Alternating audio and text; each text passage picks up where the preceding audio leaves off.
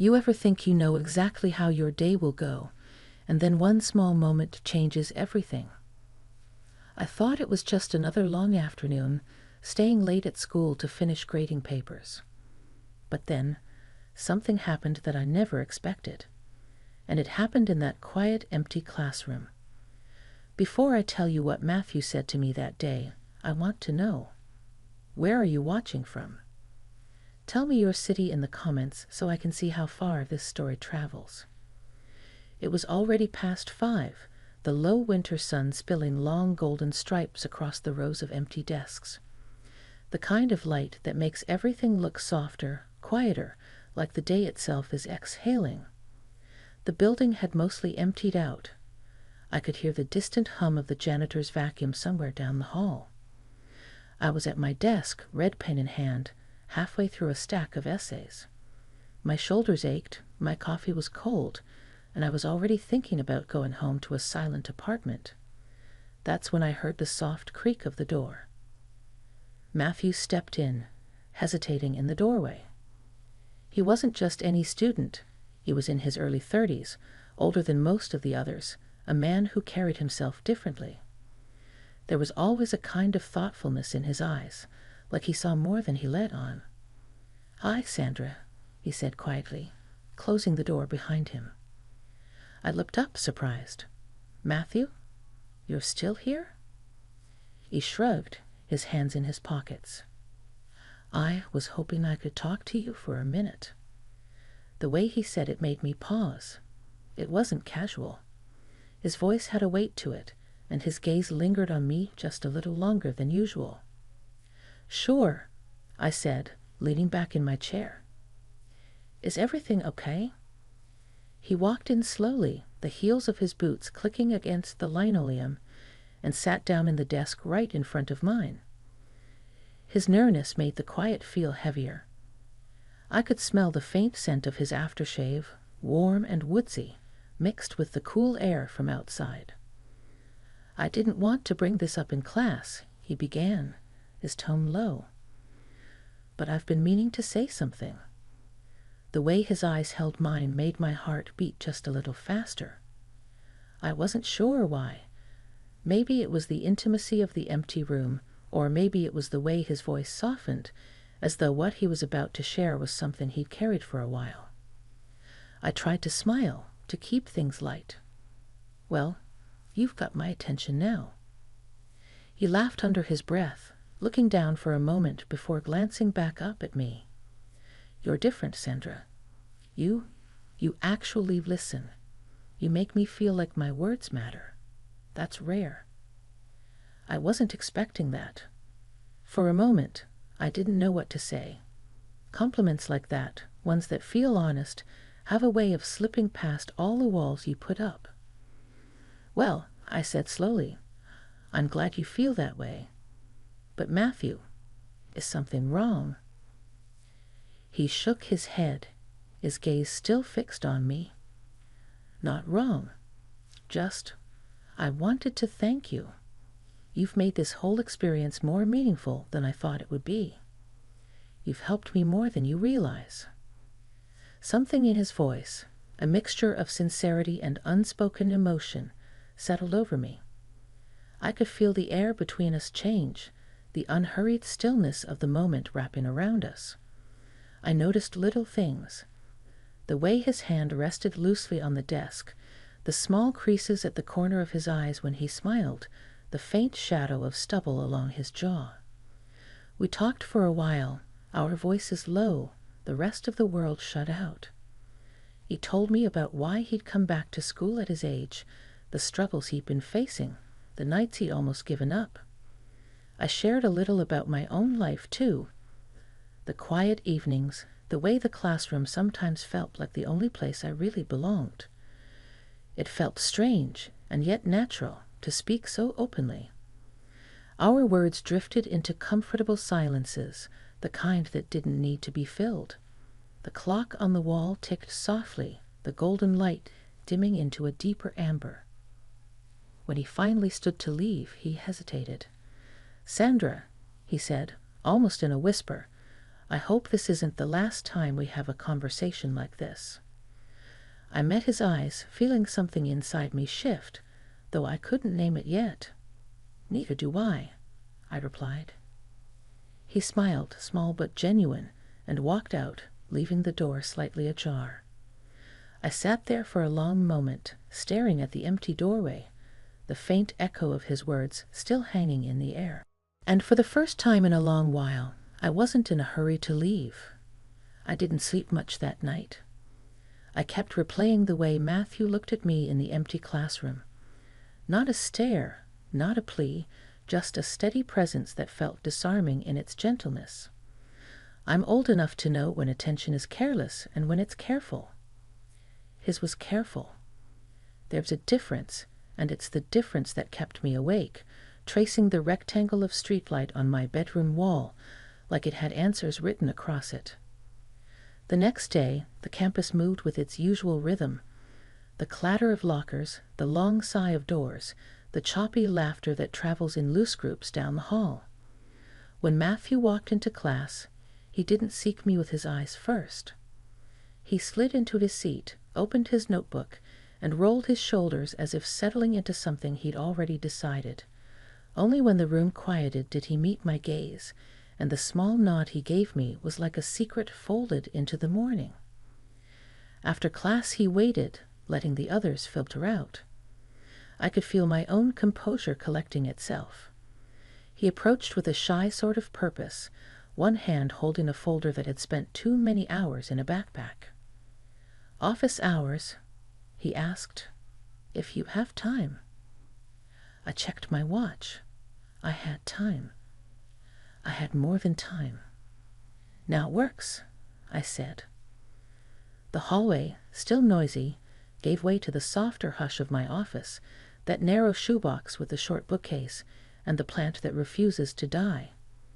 He came in and sat, placing the folder between us like a truce flag. "I revised the essay," he said. "The one about starting over. I took your note about concrete details.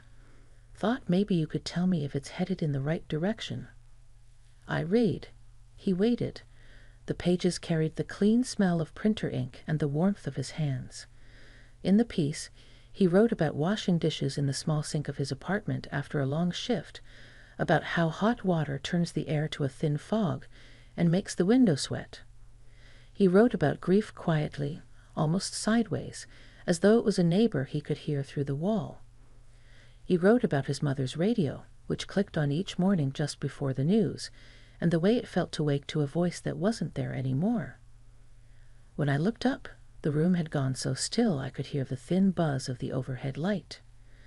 "It's beautiful," I said, and my voice sounded too soft, like a hand resting on a doorframe.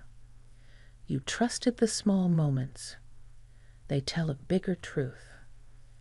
He drew a breath that wasn't quite relief and wasn't quite pride. Something in between. "You always say that," he murmured, "about small moments." "Because it's real," I said. "Because it lasts longer than the big declarations." He nodded, looking down. Then, after a beat, his eyes came back to mine with a kind of decision in them. "There's something else," he said, and slid a second piece of paper across the desk. "I don't want to make things complicated, Sandra. I respect you. I respect the class. I know the lines. This is me being honest. The paper wasn't an essay. It was a note, handwritten, a little untidy. He dated the top corner, a habit I hadn't taught him, and the first line made my throat tighten. "You make the room feel safer than anywhere else I go." I read slowly. He told me his affection was not a secret in his chest anymore, that it had shifted from something he tried to ignore into something he wanted to acknowledge and handle with care. He underlined care. He wrote that he would never ask me to compromise my integrity, that the class mattered, that my career mattered. He suggested, simply, that when the semester ended, if I felt the same, maybe we could sit in daylight at a coffee shop and talk as two people who had met each other at the right time in the wrong place. My eyes lifted from the page to his face. The quiet between us wasn't empty. It held everything. The scrape of years, the weight of loss, the tender newness of being seen. This was the surprise, I realized. Not a grand gesture, not flowers or a dramatic confession, but a careful truth placed on the table between us like fine glass, so neither of us would knock it over by accident. Matthew, I said, and his name felt warmer in my mouth than I expected. Thank you for your honesty, for the way you've done this. He nodded, waiting. Waiting was an act of respect. I could feel it. I have to be clear, I continued. While you're my student, I can't. We can't blur anything. You know that. I know, he said quickly. I'm not asking for anything now.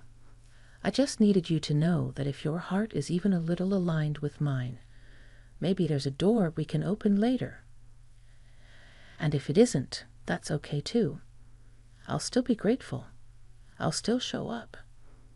There is a particular kind of kindness that doesn't push. It lets you breathe. It lets you think. I leaned back, letting the chair complain the way it always does, and I studied him in the soft light from the window. The careful way he held himself still, the way his hands were steady, even though this must have cost him. I thought about my empty apartment, about the cup waiting in the sink, about the radio I never turn on because the quiet suits me better. I thought about the attention that had been careless in my life and how different this felt. After the semester, I said slowly, I would like that coffee. The words left me lightheaded, like stepping onto a boat that tilts under your weight and then steadies. He didn't smile wide or pump his fist or say something clever. He took a small breath, the kind you take when the doctor says your test results are normal. Okay, he said, then I'll keep doing the work. We agreed on boundaries the way two adults should. No lingering in the empty classroom at odd hours. No personal messages beyond school business. We would be courteous in the hall and keep our conversations about books and drafts and the shape of an argument. It felt good to say those things out loud. It felt like building a simple fence, not to trap anything, but to keep it safe until the season changed. In the days that followed, we settled into a rhythm. He came to class prepared, sharper than before, as though naming what he felt had cleared the fog off his focus. I found myself teaching with a brightness I hadn't felt in months. It wasn't about him. Not entirely, but it would be dishonest to say his presence didn't color the air a little.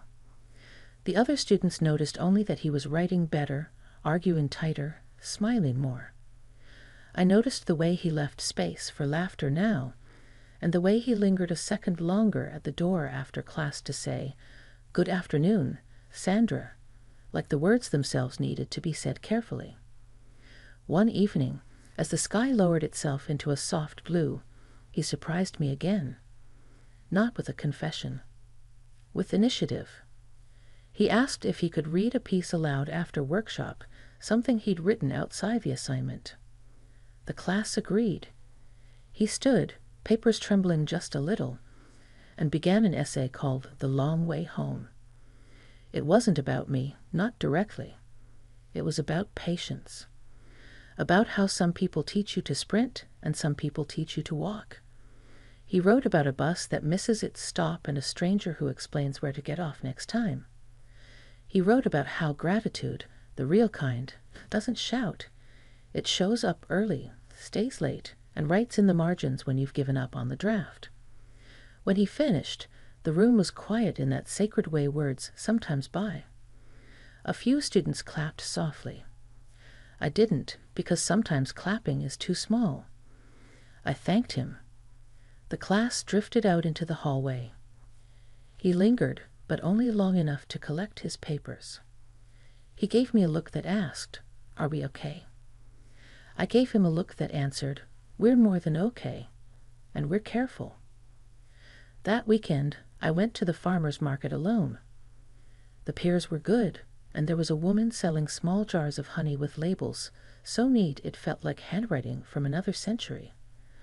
I stopped at a stall with old books whose spines had been reshelved so many times they wore their history proudly. On a whim, I bought a thin volume of poems, the kind I used to keep by the bed when I was younger and the nights felt longer. On the bus ride home, I read a few lines that said something simple about patience and sweetness, and I thought of Matthew reading softly to a room that knew almost nothing about him and somehow understood anyway. Monday found me in the classroom early, the hour when the building is still stretching itself awake. I placed the book on my desk, its cover catching a slice of light. When Matthew arrived, he noticed it the way people notice things that matter to them. "You like that poet?" he asked, hovering by the front row but not sitting. "I used to," I said. "Maybe I still do." I pushed the book toward him. "Borrow it. Bring it back when it's taught you something new." He didn't reach for it right away. He looked at me as though the gift was larger than the object. "Thank you," he said, and when he took it, his fingers didn't brush mine. We were careful the way a good carpenter is careful, measuring twice, cutting once. That afternoon, he sent a short message through the school platform. "Thank you for trusting me with the book. I'll return it in a week. Also, I submitted to the essay contest you mentioned. I attached the draft you critiqued. Your notes helped. No exclamation points, no extra words, just facts and gratitude." I found myself smiling at the screen in that private way you do when the house is quiet and no one can see you be sentimental. As the semester slid toward its last weeks, I noticed how the sun arrived in the classroom at different angles, how it carried the day more confidently, flooding the floor with wider stripes. Students turned in their final projects, the air full of relief and tension, beginnings and endings. And then one evening, the kind that looks like trouble for rain, but isn't, Matthew knocked lightly on my open door.